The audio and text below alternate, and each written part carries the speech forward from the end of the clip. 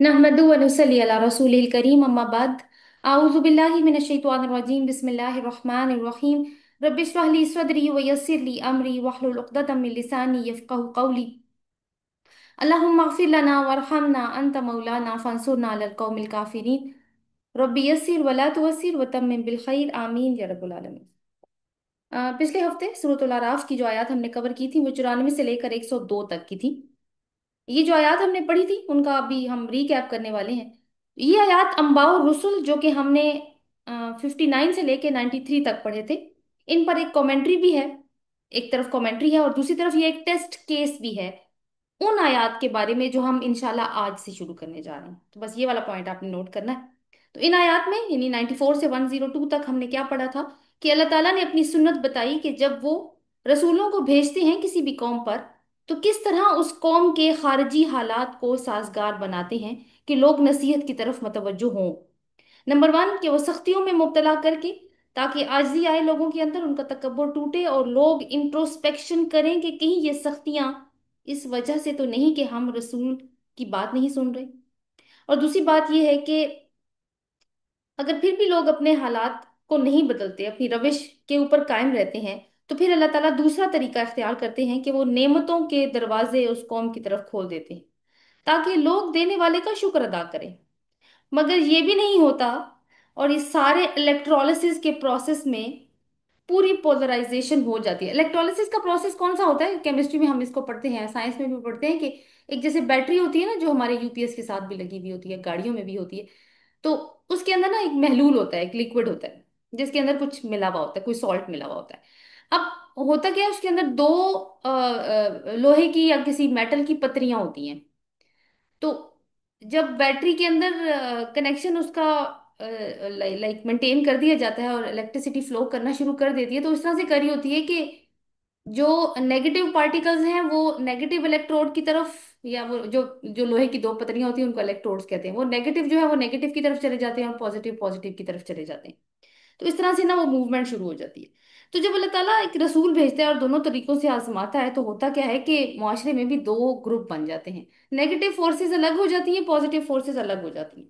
तो इन दोनों, ये जो अल्लाह ताला की हमने सुन्नत पढ़ी, दोनों तरीकों से अल्लाह ताला पूरी तरह से पोलराइजेशन कर देते हैं कि नेगेटिव और पॉजिटिव अलग रहे और कोई कंफ्यूजन बाकी ना रहे कि कोई दरमियान में भी है, ताकि अल्लाह का अजाब उन उन फोर्सेस पे आए जो नेगेटिव फोर्सेस हैं। और अल्लाह ताला इसमें अल्लाह ताला की सुन्नत ये भी है कि वो अपनी पॉजिटिव फोर्सेस को बचा लेता है। ये प्रोसेस हमेशा से चलता रहा है। लेकिन होता क्या है कि जब एक तबाहशुदा कौम की जगह दूसरी कौम आबाद होती है, हालांकि वो तबाहशुदा कौम का माजी जानती है, तो वो भी वही गलतियां दोहराती है जो पहली तबाहशुदा कौम ने की थी। इसलिए उनका मुकद्दर भी वही होता है जो पहली वाली कौम का हुआ था। तो बहुत सारी अक़वाम ऐसी गुजरी कि अल्लाह ताला ने इनकी हिदायत के लिए रसूल भेजे। रसूलों ने उनको उनकी फितरत से भी दलाइल दिए, वो मौरूसी फितरत जो पहले से इंसान के अंदर मौजूद है और सही और गलत की पहचान रखती है, वो जान गए थे अपनी फितरत की वजह से कि रसूल सच कहता है। मगर उन्होंने अपनी मौरूसी फितरत को दबाया, फिर ऊपर से अल्लाह ताला की आयत को भी झुटलाया। तो फिर आखिर में अल्लाह ताला ने दिलों पर मोहर लगा दी। उन्होंने उस अहद की भी रूगर्दानी की जो अहद फितरत था, जिसके बारे में इंशाल्लाह हम पढ़ेंगे, अहद अलस्त भी कहा जाता है। और फिर फासिकीन में अपना नाम लिखवा दिया। आज हम ये तो सारी हिजाज की कहानी थी, ठीक है। अब हम थोड़ा सा ना दूसरी तरफ जाएंगे। ये आपको मैप देखिए, जूम पे जो लोग हैं वो तो मैप देख ही सकते हैं। तो मैप पे देखिए कि अगर आपको सेंटर में आपको ना बिल्कुल नीचे वाले कॉर्नर में आपको बहीरा अरब नजर आ रहा है, राइट साइड पे। ऊपर जो है ना आपको ईरान नजर आ रहा है और सेंटर में आपको अरब का इलाका नजर आ रहा है जो हिजाज का इलाका था, यानी जिसको जजीरा नुमाया अरब कहते हैं। जजीरा नुमाया इसलिए कहते हैं क्योंकि वो तीनों तरफ आप देख सकते हैं कि इसके पानी है और एक तरफ खुश्की है। इसमें आपको मदीना मुनव्वरा, मक्का मुअज़्ज़मा और ताइफ भी नजर आ रहे हैं। तो ये अरब का इलाका है। अरब जो है ना वो एशिया में है। उसके दूसरी तरफ आप जाएं, यानी मगरिब की तरफ जाएं, तो नीचे वाले कॉर्नर में आप देखें तो आपको अफ्रीका नजर आ रहा है। तो अफ्रीका भी एक कॉन्टिनेंट है। तो आज की जो हमारा किस्सा है वो इसी कॉन्टिनेंट के बारे में है। बस ये नक्शा मैंने इसलिए रखा था कि अंदाजा हो सके कि आज हम क्या पढ़ने जा रहे हैं। चलें जी। तो अब हम जजीरतुल अरब से निकलकर अफ्रीका जाएंगे कुरान के सफर में, जहाँ पर कौम फिरौन आबाद है। جس نے ایک مسلمان قوم بنی اسرائیل کو اپنا غلام بنا کر رکھا ہوا ہے۔ تو اللہ تعالیٰ اپنی سنت دہراتا ہے، اپنا رسول موسیٰ علیہ السلام کو ان کی طرف بھیجتا ہے جو کہ نشانیاں بھی دکھاتے ہیں معجزات کی شکل میں، مگر وہی پولرائزیشن نظر آتی ہے جو جزیرہ نما عرب میں نظر آئی تھی، کہ جیسے میں نے پہلے کہا کہ ہم اس قصے کو ایک ٹیسٹ کیس کے طور پر بھی دیکھیں گے۔ تو وہ کیسے دیکھیں گے کہ یہ جتنی بھی ابھی ہم ڈسکشن کی وہ ساری اس قصے کے اوپر امپلیمنٹ ہوگی۔ دوسری بات یہ ہے کہ اللہ تعالیٰ کی سنت کہ وہ کس طرح رسول کے آنے پر خارجی ماحول کو سازگار بناتا ہے، کبھی مصیبتیں اور آزمائشوں میں مبتلا کر کے اور کبھی آسانیاں دے کے، وہ بھی انشاءاللہ ہم اس قصے میں پڑھنے جا رہے ہیں۔ یہ جو آیات ابھی ہم کور کریں گے، ایک طویل سلسلہ ہے، 103 سے لے کر 171 تک یہ آیات چلیں گی۔ تو اس کا ایک ہم مین مضمون دیکھ لیتے ہیں کہ کیا ہوگا، کہ اوپر جو بھی قصے بیان ہوئے جو ہم پڑھ چکے ہیں ابھی تک، ان سے تو اللہ تعالیٰ ہمیں یہ ذہن نشین کروانا چاہتے تھے کہ جو قوم اللہ کا پیغام پانے کے بعد اسے رد کر دیتی ہے، پھر اللہ تعالیٰ اسے ہلاک کیے بغیر نہیں چھوڑتا۔ اس کے بعد اب موسیٰ اور فرعون اور بنی اسرائیل کا قصہ جو ہے وہ کافی طویل ہے اور کئی رکوعوں پر مشتمل چلے گا۔ اس مضمون میں ایک تو یہ مضمون چلے گا کہ اس کی ڈیٹیلز کیا تھیں، اس کے علاوہ کچھ اہم اسباق ہیں جو کہ کفار قریش کو بھی دیے گئے ہیں، ایمان لانے والوں کو بھی دیے گئے ہیں، اور اہل یہود کو بھی دیے گئے ہیں۔ تو کفار قریش کو یا کفار مکہ کو اس قصے میں کیا سمجھانے کی کوشش کی گئی ہے؟ نمبر ون، کہ جب دعوت حق شروع ہوتی ہے اور وہ اپنے ابتدائی مراحل میں ہوتی ہے تو اللہ کا ایک بندہ اٹھتا ہے اور وہ اللہ کا رسول ہوتا ہے جو بالکل اکیلا نظر آتا ہے، اور پھر کیا ہوتا ہے کہ وہ اس کے ساتھ جو جو ساتھی بھی ملتے ہیں وہ بہت کم تعداد میں ہوتے ہیں، کوئی سر و سامان ان کے ساتھ نہیں ہوتا، لیکن اس کے باوجود وہ جو ایگزسٹنگ فورس ہوتی ہے، جو طاغوتی فورس ہوتی ہے اس دنیا میں موجود، وہ اس کے ساتھ اس کو چیلنج کر دیتا ہے۔ حالانکہ جو طاغوتی فورسز ہوتی ہیں ان کی پشت پناہی بڑی بڑی سلطنتیں کر رہی ہوتی ہیں، لیکن اس کے باوجود آخرکار غالب وہی اللہ کا بندہ آتا ہے اور اس کے اہل ایمان ساتھی آتے ہیں۔ ایک تو یہ چیز۔ دوسری چیز ہے جو اس قصے میں بتائی جا رہی ہے کہ دائی حق کے مقابلے میں جو چالیں چلی جاتی ہیں، جن تدبیروں سے اس کی دعوت کو، اس کے مشن کو دبانے کی کوشش کی جاتی ہے، وہ کس طرح الٹی پڑ جاتی ہیں۔ تیسری چیز جو یہ بتائی گئی ہے اسی قریش مکہ کو ہی، کہ اللہ تعالیٰ منکرین حق کی ہلاکت کا فیصلہ کرنے سے پہلے ان کو بہت لمبی مدت دیتا ہے تاکہ وہ، اور اس لمبی مدت میں رسول اپنی دعوت پیش کر رہا ہوتا ہے تاکہ وہ قوم سوچے سمجھے، اپنی عقل کا استعمال کرے اور اپنے آپ اپنی اصلاح کرنے کی کوشش کرے۔ یہ اللہ تعالیٰ ایک بہت اچھا لمبا موقع دیتے ہیں، لیکن جب کسی وارننگ، کسی سبق آموز واقعے یا کسی نشانی کو بھی دیکھ کے وہ اثر نہیں لیتے تو پھر ان کو سزا دے دی جاتی۔ ایک اور اہم پوائنٹ جو اس کے ساتھ ہی شامل ہو جائے گا وہ یہ ہے کہ کیونکہ ہم پڑھ کے آئے ہیں کہ جو قریش مکہ ہیں وہ بار بار رسول اللہ صلی اللہ علیہ وسلم سے مطالبات کر رہے ہیں کہ معجزہ دکھاؤ، معجزہ دکھاؤ، معجزہ دکھاؤ گے تو ہم مان جائیں گے۔ کون سے معجزے؟ وہی جو موسیٰ علیہ السلام کو دیے گئے تھے، ویسے ہی معجزے، ویسے ہی جو عیسیٰ علیہ السلام کو دیے گئے تھے۔ تو یہاں پہ اب ہمیں حصی معجزے نظر آئیں گے جو موسیٰ علیہ السلام کو دیے گئے تھے، لیکن اس کے باوجود فرعون، اس کے سردار اور اس کی قوم ایمان نہیں لائی۔ تو ایسا ہوتا ہے کہ حصی معجزات دیکھ کر بھی لوگ ایمان نہیں لاتے، تو قریشی مکہ بھی ایسے ہی ہیں کہ ان کو معجزات دکھا دیے جائیں تو بھی وہ ایمان نہیں لائیں گے۔ تو یہ تو ہو گئی قریش مکہ کی بات جو ان کو اسباق دینے کی آگے جو دیے جائیں گے۔ ایمان والوں کے لیے کیا سبق ہے؟ پہلا سبق تو یہ ہے کہ تم ابھی کمزور ہو، کم ہو، اور تمہاری جو مخالفت ہو رہی ہے اس کی بڑی شان و شوکت ہے، ان کا بڑا دبدبا ہے، تو یہ دیکھ کر تمہاری ہمت نہیں ٹوٹنی چاہیے۔ اللہ کی مدد آنے میں اگر دیر ہو رہی ہے تو تم نے دل شکستہ نہیں ہونا، انڈر کانفیڈنٹ نہیں ہونا۔ دوسرا سبق جو دیا جا رہا ہے وہ تو بہت ہی ٹائم لیس لیسن ہے، ہر رہتی دنیا تک رہنے والا، کہ ایمان لانے کے بعد اگر تم نے وہی روش اختیار کی جو یہودیوں نے کی تھی تو پھر اللہ کی لعنت کے مستحق تم ہو جاؤ گے۔ اچھا جی، پھر یہ ہے کہ بنی اسرائیل کے سامنے، کیونکہ بنی اسرائیل بھی ان کا قصہ ہے تو وہ بھی سن رہے ہیں، تو بنی اسرائیل کے سامنے ان کی عبرتناک تعریف پیش کر کے انہیں باطل پرستی کے اوپر عمل کرنے کے برے نتائج سے ڈرایا گیا ہے ان کو، اور دعوت دی گئی ہے کہ یہ جو رسول اب آ گئے ہیں، جو جو خاتم النبیین ہیں، ان کی دعوت پر ایمان لے آؤ، کیونکہ یہ جو دین پیش کر رہے ہیں، جو پچھلے جتنے بھی ادیان ہیں ان میں جتنی بھی آمیزشیں ہو چکی ہیں باطل کی، اس سے پاک کر کے خالص دین تمہارے سامنے پیش کریں، تو ان کے اوپر ایمان لے آؤ۔ ساتھ ہی ایک اور اہم نقطہ جو آپ ویسے نوٹ کر لیجئے وہ یہ ہے کہ موسیٰ علیہ السلام کی سٹرگل کے دو فیزز ہمیں نظر آتے ہیں۔ پہلا فیز تو ان کا مصر کے اندر ہے، جو کہ وہ فرعون اور اس کے مالا کے خلاف، یعنی ایک طرح کی ان کی جدوجہد چلے گی۔ اس کے بعد جب وہ بنی اسرائیل کو لے کے سمندر پار کروا کے چلے جائیں گے، تو پھر جو دوسرا فیز ان کا شروع ہوگا وہ ان کی سٹرگل ہے بنی اسرائیل کے ساتھ، وہ قوم جو پہلے سے کافر قوم نہیں ہے بلکہ پہلے سے مسلمان قوم ہے۔ تو یہ بیک گراؤنڈ آپ مائنڈ میں رکھتے ہوئے اب ہم سٹارٹ کرتے ہیں اپنا لیسن آیت نمبر 103 سے۔ اعوذ باللہ من الشیطان الرجیم، بسم اللہ الرحمن الرحیم۔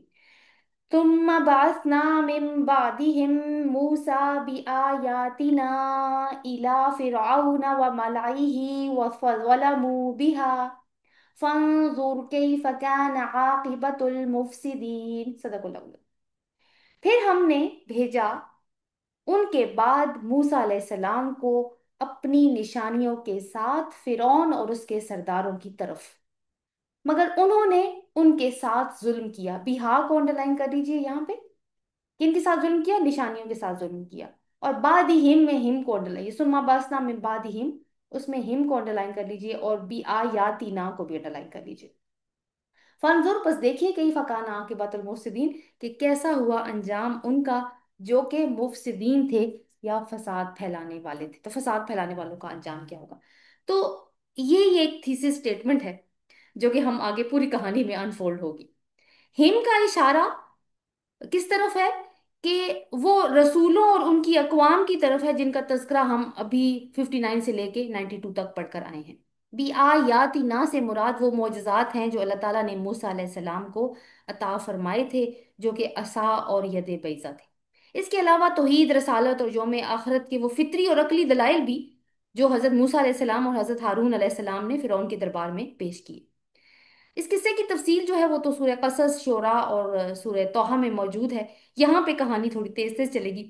حضرت موسیٰ کو اللہ تعالیٰ نے پہلے مصر کے بادشاہ اور اس کے درباریوں کے پاس بھیجا، جیسے کہ ہم وجہ ڈسکس کر چکے ہیں کہ کسی بھی رسول کی دعوت جو ہے وہ ایک ڈومینیٹنگ فورس سے شروع ہوتی ہے۔ کیوں؟ تاکہ اگر وہ ایمان لے آئے تو پھر رسول کا مشن آسان ہو جاتا ہے، جیسے کہ رسول اللہ صلی اللہ علیہ وسلم نے قریش مکہ سے اپنی دعوت کا آغاز کیا۔ تو اللہ تعالیٰ نے جیسے ہی موسیٰ علیہ السلام کو نبوت کے منصب پر فائز کیا تو کہا کہ فرعون کی طرف جاؤ، وہ سرکش ہو گیا۔ تو انہوں نے اپنی اپنی جو دعوت کا آغاز ہے وہ وہیں سے کیا۔ ساتھ ہی اللہ تعالیٰ نے ان کو نشانیاں بھی دے کے بھیجا موسیٰ علیہ السلام کو۔ لیکن فرعون اور اس کے ملا نے کیا کیا؟ ملا کون ہے؟ وہ جو درباری ہیں، ان کو ہم عام زبان میں ایلیٹ کلاس کہہ سکتے ہیں۔ تو انہوں نے نشانیوں کے ساتھ ظلم کیا۔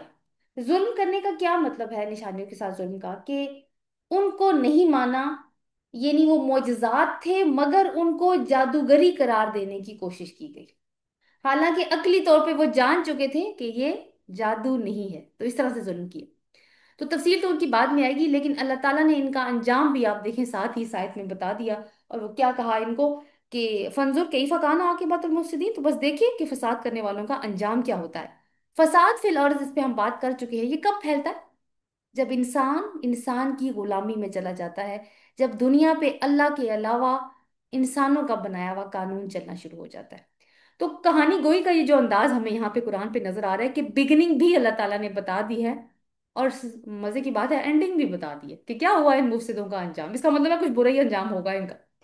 یہ بھی قرآن کا ایک انداز ہے، اس سے سننے والوں یا پڑھنے والوں کے اندر ایک کیوروسٹی پیدا ہوتی ہے، وہ مزید درمیان کی تفصیلات بھی جاننے کی کوشش کرتے ہیں۔ اگر آپ سورہ قصص کا انٹروڈکشن پڑھیے، کچھ ابتدائی کچھ 10 آیات پڑھ کے دیکھ لیجیے گا، تو آپ کو وہاں پہ بھی یہ انداز نظر آئے گا۔ سورہ یوسف کے سٹارٹ میں بھی آپ دیکھیے تو یہی انداز ہمیں نظر آتا ہے۔ قریش مکہ کو بتایا جا رہا ہے کہ تمہارے اندر بھی اللہ نے اسی طرح ایک رسول مبعوث کر دیا ہے، اگر تم نے اس کی تکذیب کی تو تم اللہ کی زمین میں فساد پھیلانے والے بنو گے، اور تمہارا حشر بھی ویسا ہی ہوگا جیسا باقی مفسدین کا ہو چکا ہے۔ اور یہ بات بھی ذہن میں رہنی چاہیے کہ رسول جو نظام زندگی پیش کرتا ہے وہی نظام سب کی اصلاح کے لیے، سب کی فلاح کے لیے کا ضامن ہوتا ہے، ورنہ وہ نظام نہیں ہے تو پھر زمین پہ فساد ہی ہوتا ہے۔ 104۔ وقال موسیٰ یا فرعون، اور کہا موسیٰ نے اے فرعون، انی رسول من رب العالمین، اے فرعون بے شک میں ایک رسول ہوں रब्बुल आलमीन की तरफ से, यानी आलमीन के रब की तरफ से मैं एक रसूल हूँ। ये अपना मूसा अलैहिस्सलाम अब फिरौन के पास पहुंच गए हैं और वहां पे अपना तारुफ करवा रहे हैं। हालांकि वहां पे जाना जाता है, पहले भी लोग जानते हैं इनको। तो अब हम ना लफ्ज फिरौन को देख लेते हैं कि फिरौन का क्या माना क्या है। फिरौन का माना होता है सूरज देवता की औलाद। यानी सूरज देवता का इसका मतलब है कि मिस्र में सूरज को रब समझ के पूजा जाता है। सूरज देवता की औलाद। कदीम अहले मिस्र सूरज को, जो कि उनका महादेव या रब्बुल आला था, उसको रॉ कहते थे। रॉ और आइन, आइन पे साकिन का निशान है, रॉ। और फिरौन में भी आप देखें कि रॉ और आइन आते हैं, तो फिरौन उसी की तरफ मंसूब था। ये फिरौन किसी का नाम नहीं था। जैसे कि हमारे यहाँ जो भी सदर हो उसका नाम तो अलग होता है, लेकिन हम उसको प्रेसिडेंट ही कहते हैं, या जो वजीर आजम है वो एक मनसब का नाम है ना, तो ये भी फिरौन भी एक मनसब का नाम बन गया था। जैसे कि नमरूद किसी बादशाह का नाम नहीं था, ठीक है। इसी तरह ये भी ऐसे ही है। बरसगीर पाको हिंद में जो छोटे छोटे यानी टेरिटरीज थी, जिनके अलग अलग वो देखने वाले थे, यानी अलग यूनिट्स बने हुए थे जिनको देखते थे, उनके उनको बादशाह नहीं कहते थे, राजा महाराजा कहते थे, तो नाम तो उनके अलग अलग होते थे। बिल्कुल ऐसी बात है। अब अहले मिस्र का जो एतकाद था, उसकी रूह से कोई भी जो बादशाह है ना, उसकी हाकमियत की बुनियाद में ये चीज होनी चाहिए कि वो सूरज देवता का अवतार हो। यानी जो रॉ है वो असल में जो उनका रब आला है सूरज, उसका जिस्मानी मजहर होगा, उसका जमीनी नुमाइंदा होगा। इसलिए हर शाही खानदान जो मिस्र में इक़्तिदार के ऊपर आता था, वो अपने आप को सूरज देवता का अवतार समझकर पेश करता था, ताकि लोगों के ऊपर उसका दबदबा कम बना रहे। तो फिरौन का लकब जो है वो इख्तियार किया करता था, किया जाता था उसके लिए। तो अब ये है कि फिर वो सिर्फ बादशाह नहीं होता था, बल्कि वो माबूद भी होता था, उसकी पूजा भी की जाती थी। एक और बात भी यहाँ पे हमें जहन नशीन कर लेते हैं कि कुरान पाक में हजरत मूसा अलैहिस्सलाम के किस्से में दो फिरौनों का जिक्र आता है। एक वो फिरौन है जिसके जमाने में आप पैदा हुए थे और जिस फिरौन के घर में आपने परवरिश पाई थी।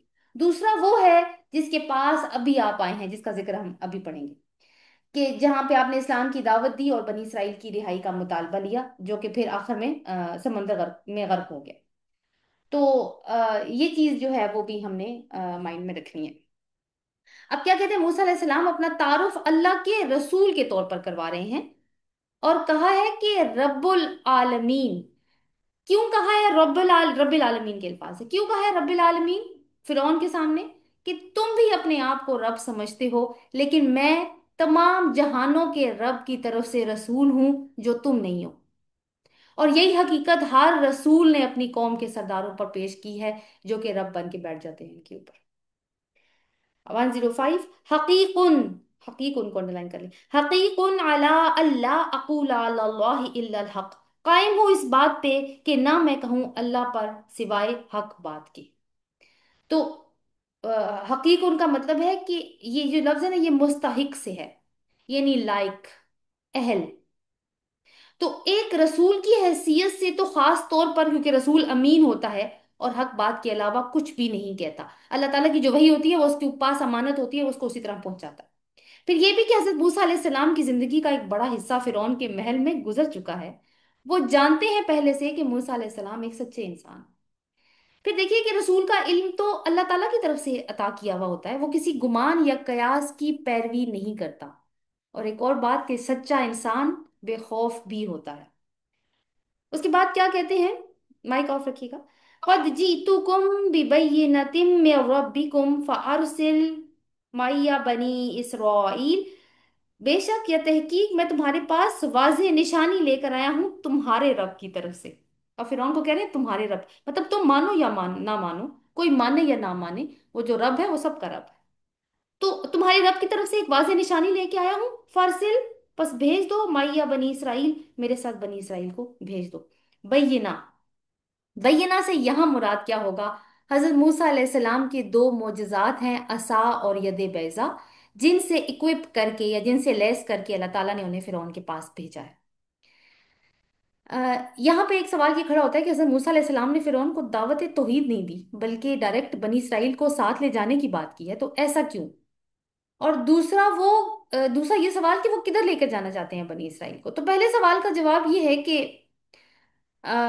मुख्तलिफ सूरतों में एक ही वाकया, क्योंकि मूसा अलैहि सलाम का तज़किरा भी बहुत दफा हमें मिलेगा कुरान में, तो जो भी वाकया बयान होता है वो एक इस एंगल से हमने उसको देखना होता है कि जो हम सूरह के मज़ामीन में जो एंगल चल रहा होता है, और सिर्फ वाकये का वही हिस्सा बताया जा रहा होता है जो कि मौजू को उजागर करने के लिए हो।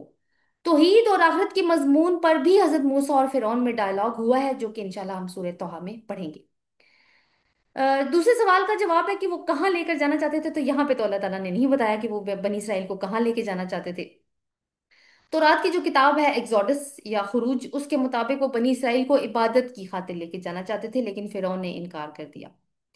और हम पीछे पढ़ के आए हैं कि उनके लिए फलस्तीन की सरजमीन, जब जब मूसा अलैहिस्सलाम बनी इसराइल को फिरौन से छुड़ाकर समंदर पार करवा के ले गए थे, वादी ती में, सहराई ती में, तो वहां पे फिर ना इनको हुक्म हुआ था कि तुम फलस्तीन की सरजमीन की तरफ चले जाओ, लेकिन वहां से जंग करके तुम्हें हासिल करनी है, और फलस्तीन की सरजमीन अल्लाह ताला ने तुम्हारे लिए लिख दी है। तो यहाँ से ये इशारा मिलता है कि वो उनको फलस्तीन की सरजमीन पर ही ले जाना चाहते थे, जो कि बनी इसराइल का आबाई वतन था। लेकिन खैर फिरौन ने इनकार कर दिया। अच्छा जी, वो क्यों लेके जाना चाहते थे उनको वहां से निकाल के, ताकि अल्लाह के बंदे सिर्फ अल्लाह की बंदगी कर सकें और इनको फिरौन की बंदगी से उनकी जान छूट जाए, क्योंकि कोई भी इंसान दो आकाओं का गुलाम बनकर नहीं रह सकता, जबकि फिरौन तो उन पर रब बन के बैठा हुआ। और दूसरी तरफ हजरत मूसा अलैहि सलाम ये ऐलान कर चुके हैं कि वो रब्बुल आलमीन के रसूल हैं, और सिर्फ रब ही जो है वो रबूबियत के लायक है, और रसूल इंसान को अल्लाह की बंदगी में देता है, वो इंसानों को इंसानों की बंदगी से निकालता है, ये स्ट्रगल होती है उसकी। इसमें ये ऐलान भी गूंज रहा है कि बनी इसराइल को मेरे साथ जाने दो कि तुम और मुसलमान अलग हैं, इन दोनों की शनाख्त अलग है। 106 देखते हैं। कौला, उसने कहा, इन कुंता जिक्ता भी आयतिन फाती बिहा इन कुंता मिना सौदिकीन, इसने कहा अगर है तू कोई निशानी लेकर आया तो उसे ले आ, अगर तू सच्चों में से है। तो फिरौन और उसके टोले ने भी इस ऐलान को अच्छी तरह से समझ लिया था कि अल्लाह की रबूबियत के ऐलान का मतलब यह है कि हमारी हुकूमत का तो खात्मा हो जाएगा, क्योंकि जो ऐलान मूसा कर रहे हैं वो एक दो दिन के बाद खत्म नहीं होगा, बल्कि ये तो एक पूरी तहरीक, एक मूवमेंट बन सकती है, और मेरे जुल्म के शिकार लोग इस तहरीक में शामिल होकर इसकी स्ट्रेंथ में इजाफा कर सकते हैं। तो ये चैलेंज खड़ा हो चुका था। देखिए, कोई भी डिक्टेटर हो ना, उसको पता होता है कि वो किस तरीके से लोगों को दबा के उन पे हुक्मरानी कर रहा है, तो लोगों को जहां कहीं मौका मिलेगा वो उसे जान छुड़ाने की कोशिश करेंगे, और ये मौका मूसा अलैहिस्सलाम की शक्ल में उनके सामने आ चुका था। तो अब इनको क्या करना है कि अब उसको एक अपना पब्लिक फेस जो कि एक हाकिम का है वो मेंटेन रखना है। लिहाजा फिरौन बड़ी हिकमत से हमें चलता हुआ नजर आता है। कहता है कि अगर तुम वाकई कोई निशानी लाए हो तो दिखा दो, क्योंकि ये बात वो क्यों करता है, क्योंकि वो मूसा अलैहिस्सलाम को झूठा तस्वुर कर रहा है, और वो समझता है कि मोइज़ात की असलियत सामने आ जाएगी, सबके सामने आ जाएगी, तो फिर कोई बात नहीं कर सकेगा। आपको स्लाइड में नजर आ रहा होगा फिरौन कौन है, एक बादशाह या ताऊती निजाम का एक पूरा इदारा। तो ये इस चीज के ऊपर भी इंशाल्लाह हम बात करेंगे। आप पॉइंट्स बस नोट करते जाएं कि वो कौन कौन सी स्ट्रेटजीज को इस्तेमाल करता है। अगली आयत देखते हैं, 107 और 108 को इकट्ठा देख लेते हैं। अब वो निशानियों की उसने बात की है कि जो तुम लाई हो, अगर तुम सच्चे हो तो दे दो, पेश कर दो। फ़अल्क़ा असाहु फ़इज़ा हिया सुबानुम मुबीन व नज़ा यदहु फ़इज़ा हिया बैदाउ लिन्नाज़िरीन। तो उसने डाला अपना असा तो यकायक वो एक वाज़े अजदहा था, और उसने बाहर निकाला अपना हाथ तो यकायक वो सफेद चमकता हुआ था देखने वालों के लिए।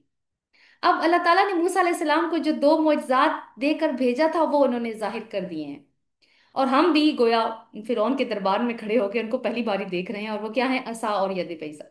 मूसा अलैहिस्सलाम ने जब अपना असा फेंका तो वो एक अजदहा बन गया, और उन्होंने अपना हाथ बगल में दबा कर निकाला तो ऐसे चमक रहा था गोया कि कोई बल्ब हो। फिर दोबारा उन्होंने सांप को उठाया तो वो लाठी बन गया था, और हाथ को फिर से बगल में दबाया तो वो अपनी ओरिजिनल हालत में वापस आ गया था। तो मोइज़ात, जैसे कि पहले भी बात गुजर चुकी है कि नबूवत की शर्त नहीं होते, हाँ दलील हो सकते हैं। तो अल्लाह ताला ने अपने अंबिया को वही मोजज़े दिए हैं जो उनके ज़माने के फैशन के मुताबिक थे या चलन के मुताबिक थे। जैसे मूसा अलैहिस्सलाम के दौर में जादूगरी, शोबदाबाजी का फन अपने उरूज पर था, तो अल्लाह ताला ने मूसा अलैहिस्सलाम को ऐसे मोजज़े अता फरमाए जिन्होंने जादूगरी को आजिज कर दिया था। अरबों में इसके बरक्स क्या था, जहां पे रसूलुल्लाह सल्लल्लाहु अलैहि वसल्लम की बासत हुई है, सबसे ज्यादा कदर कीमत फसाहत और बलागत की थी। अरब कमाल के जुबानदान थे, उनके शेरी मजमुओं को देखें तो ऐसे मजमुए भी नजर आते हैं जहां पे उन्होंने ऐसे हरूफ का इस्तेमाल किया हुआ है पूरे पूरे दीवान लिखते हुए, जो नुक्तों के बगैर हैं। इतने फसाहत और बलागत थी उनके अंदर, और कमाल के जुबानदान थे, जैसे मैंने आपको बताया। तो अल्लाह ताला ने कुरान दिया, जिन्होंने उनकी जुबानें बंद कर दी, आजिज कर दिया। लड़ने मरने को तैयार थे, लेकिन एक सूरत बनाने की ताकत नहीं थी उनके अंदर, जो उनको चैलेंज दिए भी गए। सो 109 और 1010 देखते हैं। क़ाल मलाऊ, कहा सरदारों ने, मिन कौमी फिरौना, फिरौन की कौम में से, इन हादा लसाहिरुन अलीम, बेशक ये तो अलबत्ता बहुत इल्म रखने वाला जादू है, जादूगर है। युरीदु, आयत नंबर 1110, 110 के साथ में देखिए। युरीदु अन युखरिजकुम, वो चाहता है कि निकाल दे तुमको, मिन अर्दिकुम, तुम्हारी जमीन से। फमा जाता मरून, तो तुम मुझे क्या मशवरा देते हो। पहली जो बात है ना, वो मला ने की है, कि ये तो बड़ा जादूगर नजर आता है। तो दूसरी बात फिरौन ने की है, क्योंकि तामरून का मतलब है तुम सब मुझे क्या मशवरा देते हो, तो तुम सब में वो मला शामिल है। तो फिरौन से कह रहा है कि ये तो क्या चाहता है कि तुम्हें तुम्हारी जमीन से निकाल दे, तो तुम अब मुझे क्या मशवरा देती हो इस चीज के अंदर। अब मक्का वाले जो है वो रसूलुल्लाह सल्लल्लाहु अलैहि वसल्लम को रिसालत के बाद, आपको पता है ना, जो अलकाबात दिया करते थे, उनमें एक लकब साहिर भी था। तो फिरौन भी आप देखें कि वैसे ही बात कर रहा है। अब यहाँ पे एक सवाल पैदा होता है कि क्या इन्होंने, अब देखें, बात इन्होंने दो बातें इन्होंने की हैं, कि वो जादूगर है, और दूसरी बात कि वो तुम्हें तुम्हारी जमीन से निकालना चाहता है, यानी तुम्हारे मुल्क से तुम्हें निकालना चाहता है।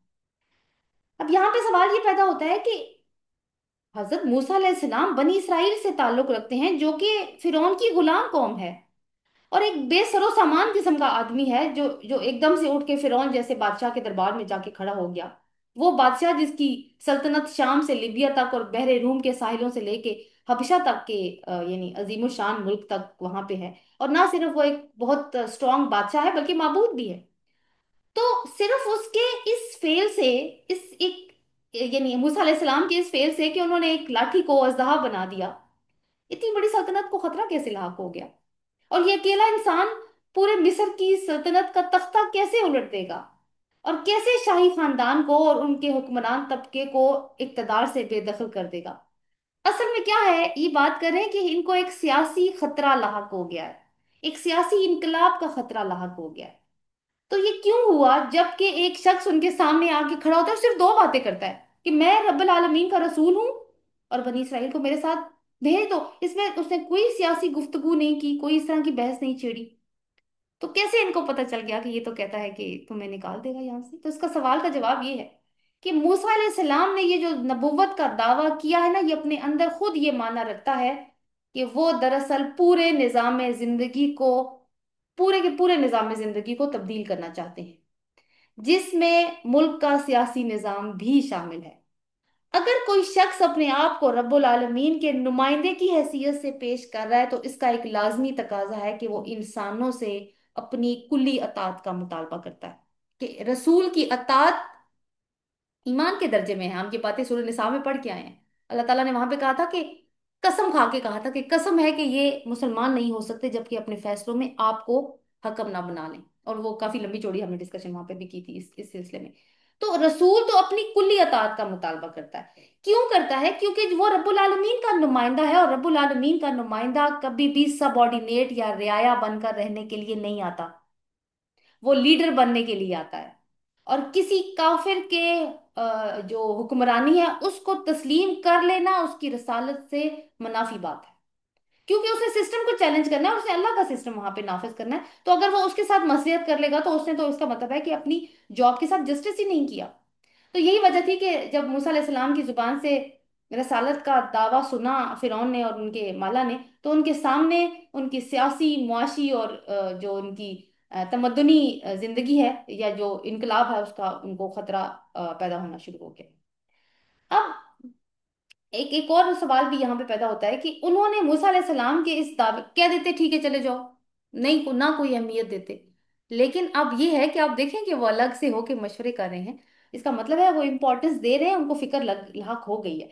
तो इसकी क्या वजह है कि दो ही तो चीजें दिखाई हैं, एक सांप, एक लाठी जो सांप बन जाती है, और एक चमकने वाला हाथ, और साथ में एक भाई है, हारून अलैहिस्सलाम। बाकी कौन सी पावर है उनके नजदीक? तो क्यों इतनी अहमियत दी? उसकी एक वजह तो ये है कि वो मूसा अलैहिस्सलाम की शख्सियत से वाकिफ है।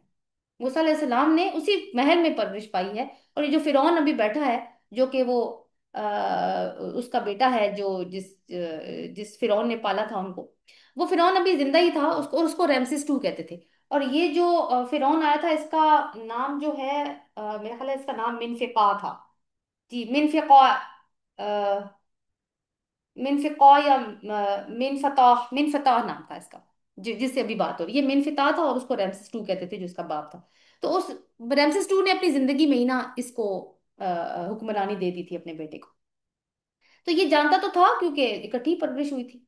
तो मूसा अलैहिस्सलाम जिस्मानी कुव्वत के भी मालिक थे, जहनी सलाहियतें भी बहुत अच्छी थी उनके अंदर। इसके अलावा अब क्योंकि वो महल में एक शहजादे वाली जिंदगी उन्होंने गुजारी थी, तो ये सारे जो जो स्किल्स होती हैं उलूम फ़नून की और हुक्मरानी की और ये सिपह सालारी की, जितनी भी तरबियत है वो उन्होंने हासिल की है, जो शाही खानदान के अफराद को दी जाती है। और इनकी जो कुछ किताबें हैं यहूदियों की, उनसे ये भी पता चलता है, तलमूद वगैरह से, कि जब वो शहजादे थे तो वो हबशा में जाके इन्होंने एक मुहिम पे गए थे, हजरत मूसा अलैहिस्सलाम, और वहां पे अपने आप को एक बेहतरीन जनरल भी साबित कर चुके थे। उसके बाद फिर कुछ वाकयात और हुए और उनको मिस्र छोड़कर मदियन जाना पड़ा, जहां पे उन्होंने खाना बदोशों जैसी जिंदगी गुजारी।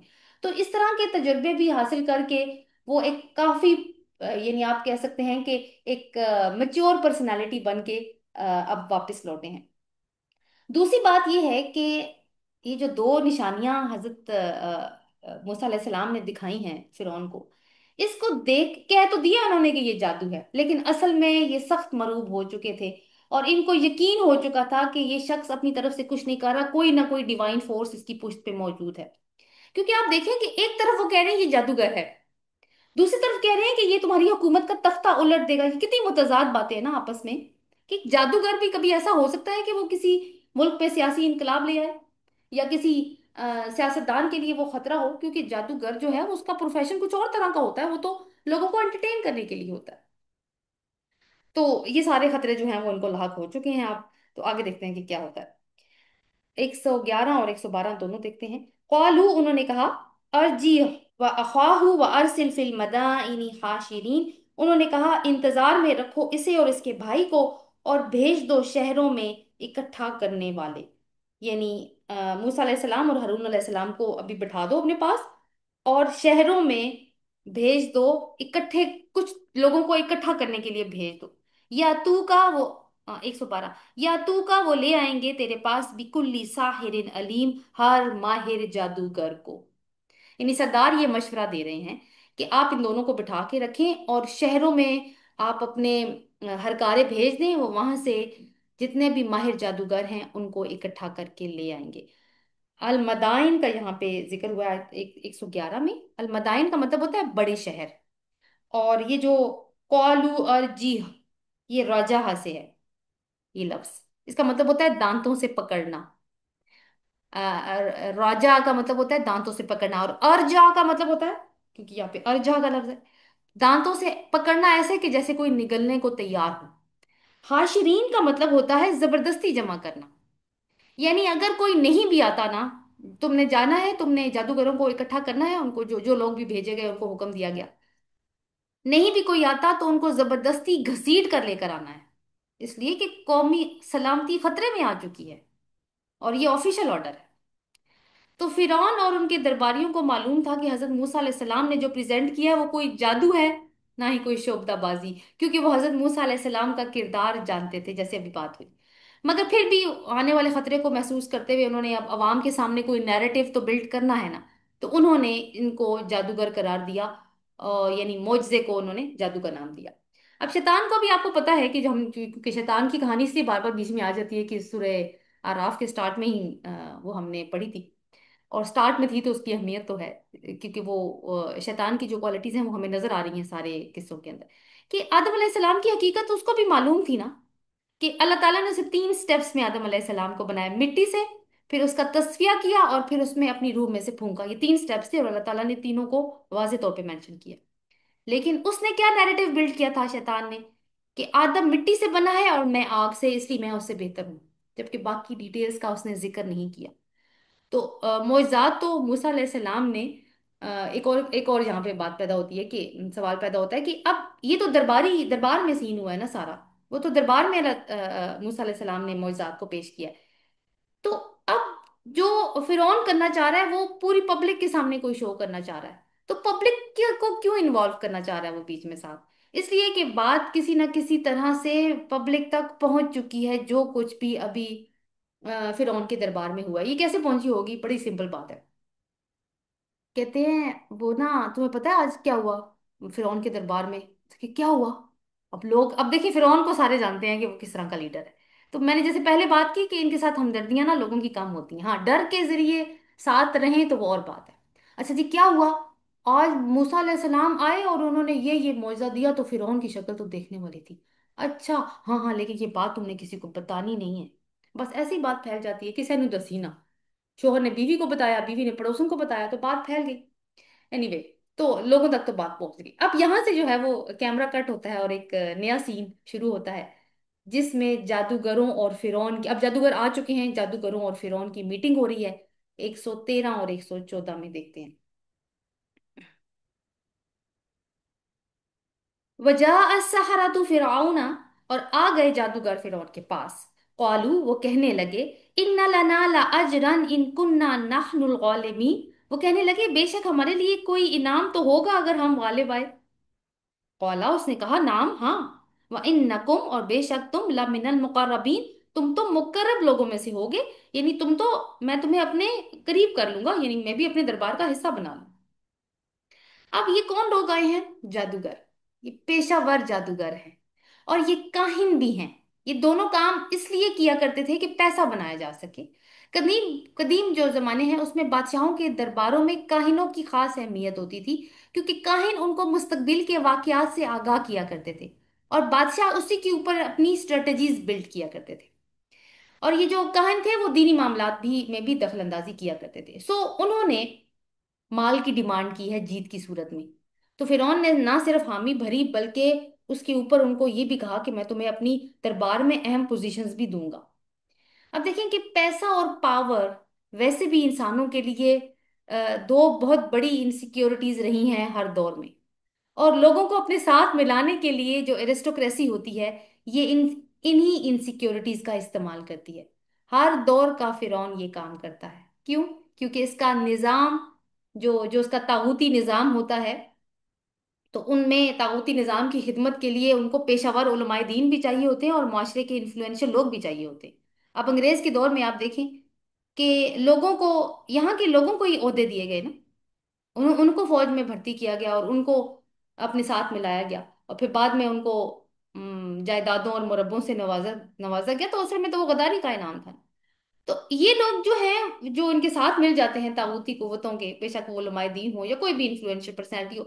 अगर उलमाए दीन है तो वो दीन की इंटरप्रिटेशन आम लोगों के सामने इस तरह से रखते हैं जो कि उस शैतानी निजाम के फेवर में होती है। और जो लोकल इन्फ्लुएंसर्स होते हैं वो भी लोगों को कायल करने की कोशिश करते हैं कि देखो इसी निज़ाम में तुम्हारी बका है, इसी के साथ मिल के रहेंगे, इसी के साथ अलायंस करेंगे तो हमारी बका है। अगर हमने अलग से जीना शुरू कर दिया और दीन का नारा बुलंद किया, तो फिर हम पे अटैक्स होंगे इधर उधर से, और हमारा कोई हाल नहीं रहेगा। तो फिरौन ने अब इनको कॉन्फिडेंस दे दिया है ताकि वो पूरा जोर लगाकर मूसा का मुकाबला करे। जादूगर जादूगरों की जो दिलचस्पी है ना, उसका खास तौर पर अल्लाह ताला ने यहाँ पे जिक्र किया। उसकी वजह है कि जो अगली आयत हम 120 से 122 तक पढ़ेंगे, उसमें ये बात आगे खुलेगी। फिर एक और बात भी नोट करें कि जादू और मोजजे में फर्क होता है, और वो फर्क उनके पेश करने वाले किरदारों से भी समझा जा सकता है। मूसा अलैहिस्सलाम ने मोजज़ात अपनी नबूवत की कि वो रब्बुल आलमीन के नुमाइंदे हैं, उसकी सनद के तौर पे पेश की हैं, और कोई अजर या उजरत वसूल नहीं की, ना कोई उनको ये शौक था कि मुझे कोई दाद मिलेगी। क्यों पेश किए? ताकि लोग इन मोजज़ात को देखकर ईमान लाए अल्लाह पर। मगर जादूगर का मकसद सिर्फ पैसा कमाना है और शोहरत होता है। अब फिर से सीन बदल जाता है, और अब हम उस मैदान में मौजूद हैं जहां मूसा अलैहिस्सलाम और जादूगरों के दरमियान में मुकाबला है। और बहुत तादाद में लोग भी मौजूद हैं, आला अफसरान हैं, सरकारी ओहदेदारान भी हैं, और फिर